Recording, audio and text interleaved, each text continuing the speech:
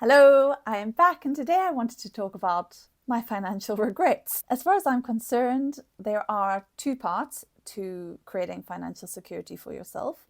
The first piece is the hard skills that you need to be able to make money and grow your wealth. And the second piece is the mindset, which allows you to have success where your finances are concerned. Unfortunately for me, I didn't focus on either of these things until about a year ago. And I am so sure that if I had, my finances would look very different today.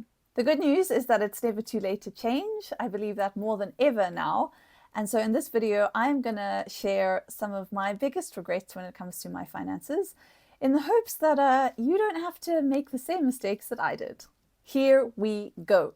Number one, I didn't invest in my personal development at all in my 20s. Like most people in their 20s, I spent this period of my life experimenting and jumping from thing to thing, whether that was jobs or friendships or dress sense. That has changed a lot since my early 20s, thank goodness. What I did not do was any focused self-development when it came to self-awareness around my money. If I had, I could have consciously addressed some of my limiting beliefs around money and my career and taken the steps that I needed to achieve what was important to me at the time, because I would have known what was important to me at the time. My second regret is that I didn't develop a growth mindset sooner. So those limiting beliefs about money and work that I mentioned earlier, in hindsight, those were a big reason that I didn't push myself to find A, more stimulating work, and B, work that paid better.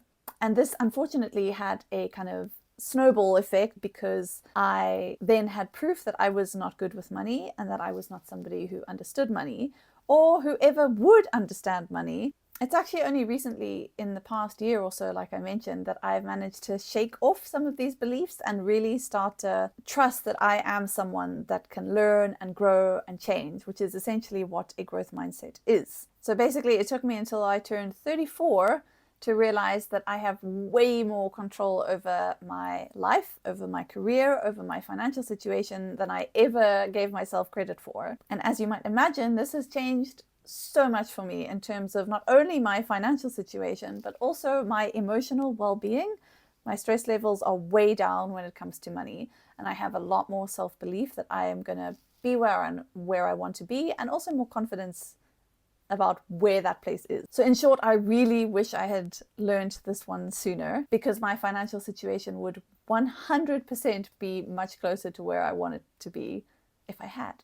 My third regret is that I didn't invest in my own financial literacy until I was 34. So I believe more than ever that education and upskilling yourself is the foundation for absolutely everything. And now that I have grasped that concept, and I'm nearly a year into my personal financial education journey, I am learning that actually the world of investment and money and finances is not the scary place that I always thought that it was. And if I just put in the time earlier, I would be a lot better off now. Fourth regret, you've probably heard this one before.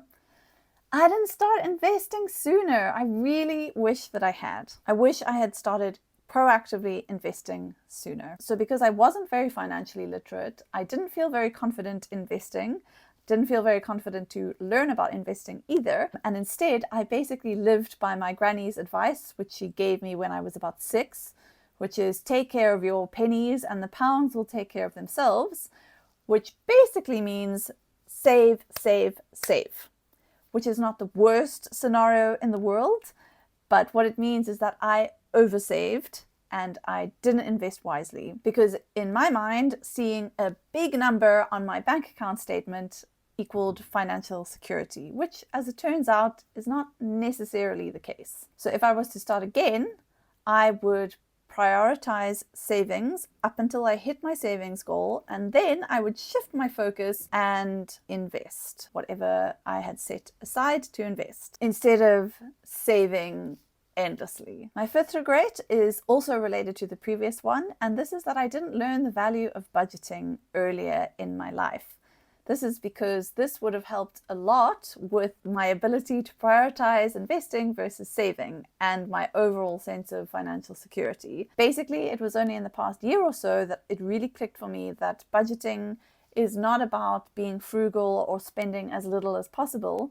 Rather, it's about really getting to understand your finances, spending a little bit of time wading around in your money world so that you can understand what matters, where your money is going, and make much more informed, confident decisions about how you want to spend it. So basically, in retrospect, I reckon if I had gotten to grips with a budget sooner, I would have been a lot more happy and financially secure knowing that I was spending my money very consciously. Plus, it would have helped me to assess how much money I should be saving and how much money I should be investing. So there you have it, my 5 financial regrets and what I've learned since.